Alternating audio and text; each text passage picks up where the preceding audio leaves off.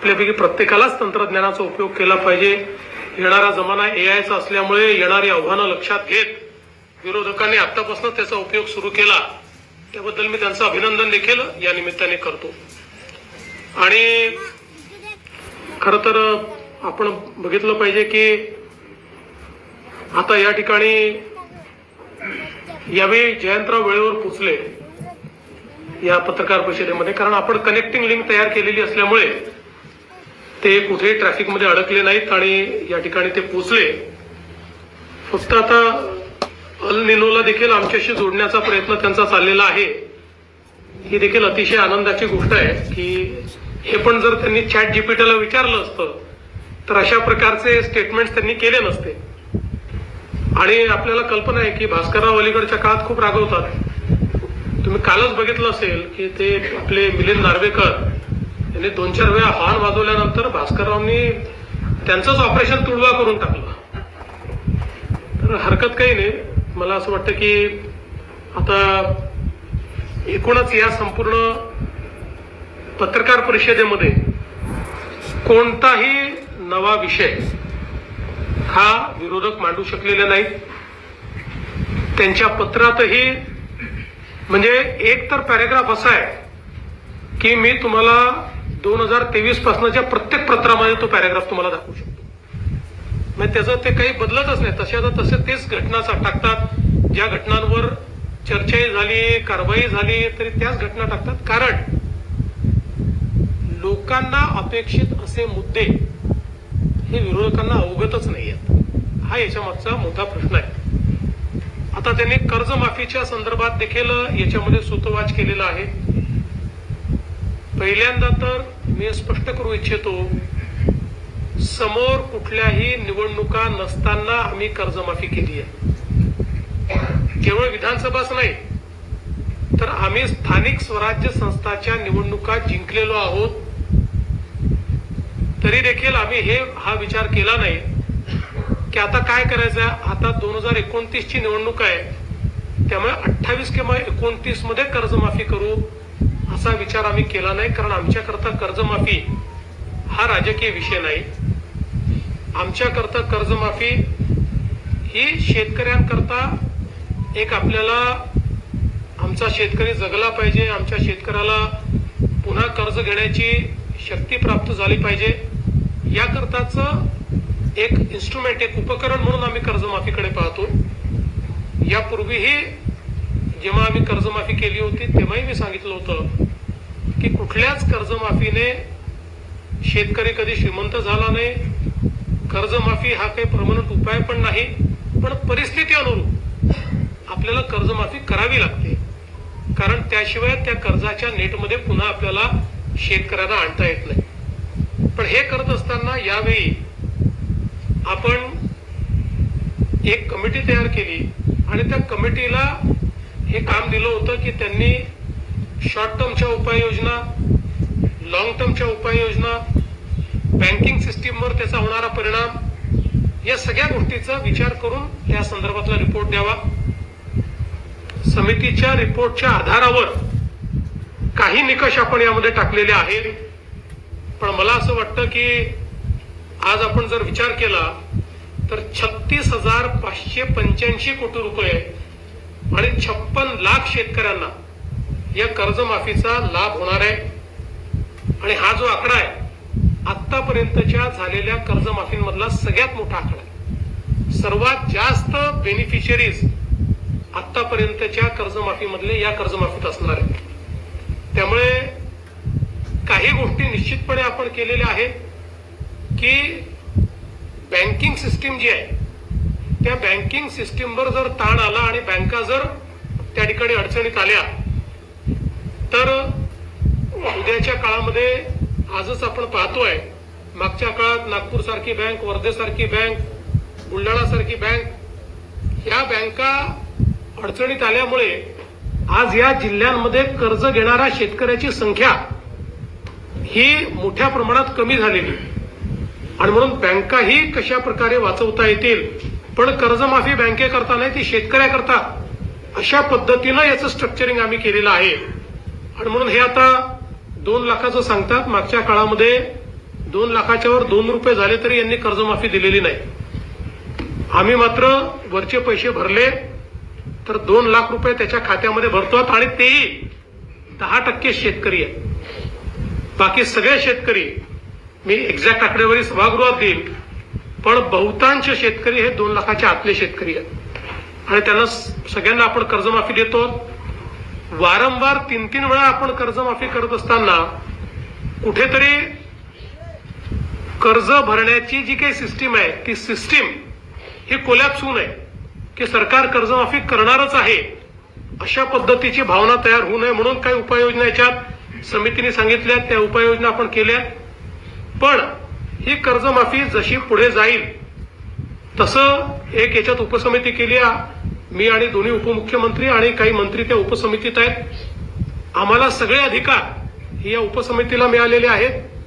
या उपसमितीच्या माध्यमातून ही कर्जमाफी पुढे जात असताना ज्या ज्या अडचणी येतील किंवा जिथे कुठे असं वाटतंय की शेतकऱ्यावर अन्याय होतोय किंवा काही बदल करण्याची आवश्यकता आहे ते सगळे अधिकार आम्हाला दिलेले आहेत. त्यानुसार त्या त्यावेळी योग्य निर्णय हे आम्ही निश्चितपणे त्या ठिकाणी घेऊ. खरं म्हणजे एका राज्यामध्ये खूप अडचणीची परिस्थिती तयार झालेली आहे. अल निनोमुळे पाऊस खूप लांबलेला आहे आणि मोठ्या प्रमाणात पावसाचं डेव्हिएशन आहे. जर आपण जून महिन्याच्या पावसाचा विचार केला तर आतापर्यंत सरासरीपेक्षा 80% कमी पाऊस पडलेला आहे आणि तो आपण जर बघितला तर विदर्भात 80%, मध्य महाराष्ट्रात 83% आणि कोकणात तर सरासरीच्या 86% कमी आहे. मराठवाड्यात ओव्हरऑलच पाऊस कमी पडत असल्यामुळे तो 69% कमी आहे. त्यामुळे ही अत्यंत चिंतेची बाब आहे. काही जिल्ह्यांमध्ये तर अजून पावसाचा एक थेंबही पडलेला नाही. आता जे काही आयएमडीने आज आपल्याला माहिती दिलेली आहे त्या माहितीप्रमाणे कोकणामध्ये 23 जून पासून पावसाचा थोडासा जोर धरेल आणि काही प्रमाणात पाऊस, जोराचा पाऊस हा काही दिवसात आपल्याला तो पाहायला मिळेल. पण विदर्भ असेल किंवा मराठवाडा असेल इथे मात्र कमी किंवा मध्यम पाऊसच सध्या आहे. त्यामुळे जुलैच्या पहिल्या आठवड्यापर्यंत खूप पाऊस किंवा पेरणीलायक पाऊस अद्याप तरी सर्वदूर दिसत नाहीये. काही भागात येईल तो, पण स्कॅटर्ड येणार आहे. आणि म्हणून आमची सर्व शेतकऱ्यांना विनंती असेल की सातत्याने आम्ही ऍडवायझरी देतो आहोत. राज्य सरकारच्या ऍडवायझरीप्रमाणे म्हणजे 100 मिलीमीटर पाऊस जेव्हा जमिनीत जातो त्यानंतरच या पेरण्या करणं हे अपेक्षित आहे. त्यानुसार आपण सगळा फोरकास्ट आणि सगळ्या सूचना या शेतकऱ्यांना देतो आणि शेतकऱ्यांनी निश्चितपणे मला असं वाटतं की त्याच्याकडे लक्ष देऊनच हे करावं. पाणी साठा देखील सध्या मर्यादित आहे. राज्यात एकूण 24% पाणी साठा आहे जो मागच्या वर्षी या दिवसांमध्ये 33% होता. नागपूर विभागात 35% आहे, अमरावती विभागात 38% आहे, छत्रपती संभाजीनगर विभागात 26% आहे, पुणे विभागात केवळ 14% आणि कोकणात 29% आहे, नाशिक विभागात 24% आहे. त्यामुळे एकूणच आपण जी काही शेती करता पाण्याची आवर्तन होती ती काही प्रमाणात आता आपण त्याच्यात बंदी घातली, विशेषतः उपस्यावर बंदी घातली आवर्तनापेक्षा. कारण आपल्याला समजतं की उपस्यावरही बंदी घातली तर काही शेतकऱ्यांची अडचण होईल, परंतु पावसाचा जोपर्यंत ठिकाणा लागत नाही तोपर्यंत पुढच्या काळाकरता पिण्याचं पाणी हे राखून ठेवणं गरजेचं आहे.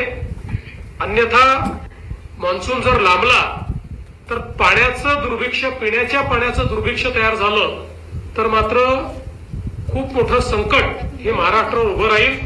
आणि म्हणून काही प्रमाणात थोडी शेतकऱ्यांची नाराजी पत्करून देखील आम्ही उपसा जो आहे तो आता त्या ठिकाणी बंद केलेला आहे. बाकी आपल्याकडे बियाण्यांची परिस्थिती अगदी चांगली आहे. भरड धान्याचं पीक जर लोकांनी थोडं शेतकऱ्यांनी जास्त घेतलं तर कमी पाण्यात देखील ते मॅनेज होऊ शकतं. आता इंधन आणि गॅसच्या पुरवठ्यातही काही फार अडचणी राहिलेल्या नाहीयेत आणि मला असं वाटतं की आता खतांच्या संदर्भातही मिश्र खतं योग्य पद्धतीने उपलब्ध आहेत. युरियाची थोडी कमतरता आहे, पण एकदम कमतरता आहे असं नाही आहे. त्याच्यामध्ये थोडं लक्ष देऊन आपण युरियाचं जे काही वाटप आहे ते करण्याचा प्रयत्न या ठिकाणी करतो आणि केंद्र सरकार त्याचा पुरवठा देखील आपल्याला या ठिकाणी करते. आज खरं म्हणजे विरोधकांनी आपल्या पत्रामध्ये नीट परीक्षेचा उल्लेख केलेला आहे. आज अतिशय नीट पद्धतीनं नीटची परीक्षा पार पडलेली आहे आणि राज्यातील 2 लाखापेक्षा जास्त विद्यार्थ्याने कुठलीही अडचण न येता नीटची परीक्षा ही त्या ठिकाणी दिलेली आहे. खरं म्हणजे आता राज्यामध्ये आपण अनेक सुधारणा केलेल्या आहेत. त्या संदर्भातली सगळी माहिती सभागृहामध्ये आपण वेगवेगळ्या चर्चांच्या माध्यमातून देऊ. केंद्रामध्येही एनडीएच्या सरकारला 12 वर्ष पूर्ण झाली आहेत आणि त्याही संदर्भात महाराष्ट्राला मोठ्या प्रमाणात मोदीजींच्या सरकारची जी मदत मिळाली त्याबद्दल त्यांचे आभार आम्ही मानतो. त्याची माहिती सभागृहाच्या माध्यमातून देण्याचा प्रयत्न आम्ही करू. मला असं वाटतं की एकूणच जर आपण या सभागृहाचा विचार केला तर 10 विधेयक या अधिवेशनामध्ये मान्यते करता येणार आहेत आणि त्यातलं सगळ्यात महत्वाचं मी समजतो असं विधेयक म्हणजे महिला शेतकऱ्यांना कायदेशीर दर्जा देण्याचं विधेयक आहे. आज आपण ज्यावेळेस सर्वे करतो त्यावेळेस लक्षात येतं शेती क्षेत्रामध्ये सर्वाधिक काम करणाऱ्या महिला आहेत, पण महिलांना शेतकऱ्याचा दर्जा नाही किंवा त्यांच्या नावाने शेती नसल्यामुळे त्यांना शेतकरी समजलं जात नाही आणि म्हणून स्वामीनाथन यांनी या संदर्भात सुधारणा सुचवल्या होत्या. स्वामीनाथन यांच्याच कन्या ज्या आहेत सौम्या स्वामीनाथन यांनी या संदर्भात आपल्याला कल्पना असेल की आपल्या महिला शेतकरी वर्षाच्या निमित्ताने आपल्याकडे एक जॉईंट सेशन आपण घेतलं होतं आणि त्यावेळी त्यांनी या संदर्भातले प्रेझेंटेशन करून महिला शेतकरी या संदर्भातला दर्जा देणारं विधेयक जर आणलं तर त्याचा महिला शेतकऱ्यांना कसा फायदा होईल याचं प्रेझेंटेशन केलं होतं. त्यानुसार आता आपण हा निर्णय केला आणि याच अधिवेशनामध्ये आपण महिला शेतकऱ्यांना कायदेशीर दर्जा देऊन त्या शेतकरी असल्याचा दाखला हा त्यांना देणार आहोत. या व्यतिरिक्त अनेक विधेयकं याच्यामध्ये आहेत आणि मला असं वाटतं की काही एक फक्त विधेयक मागचं पेंडिंग विधेयक आहे विधान परिषदेत, बाकी नवीन विधेयकं या ठिकाणी येणार आहे आणि निश्चित मी पुन्हा एकदा सांगतो आमचा प्रयत्न हा संवादाचाच आहे. विरोधकांनी संवाद ठेवला तर आम्ही चर्चेतनं सगळ्या गोष्टींची उत्तरं द्यायला तयार आहोत. राजकारण केलं तर राजकीय उत्तर मिळेल, समाजकारण केलं सामाजिक उत्तर मिळेल, हितांकरता निर्णय केले किंवा हितांकरता चर्चा केली तर हितकारी अशा प्रकारचेच त्या ठिकाणी उत्तरं मिळतील हा विश्वास मी या निमित्ताने आमच्या विरोधकांना देतो आणि मला विश्वास आहे की 3 आठवडे हे जे अधिवेशन चालणार आहे यामध्ये सामान्याच्या हितांचा विचार हा मी निश्चितपणे करू. मी पुन्हा एकदा आपल्या सर्वांचे आभार मानतो आणि माननीय उपमुख्यमंत्री एकनाथराव शिंदेजी यांना विनंती करतो की त्यांनी आपल्याला या ठिकाणी संबोधित करावे.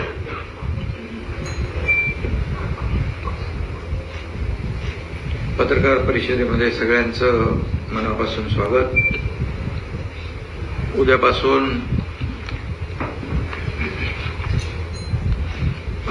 पावसाळी अधिवेशन सुरू होते आणि आज आंतरराष्ट्रीय योग दिनाच्या देखील आपल्याला सगळ्यांना शुभेच्छा. आदरणीय प्रधानमंत्री नरेंद्र मोदीजींनी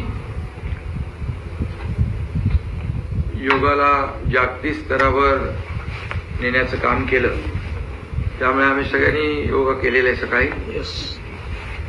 आणि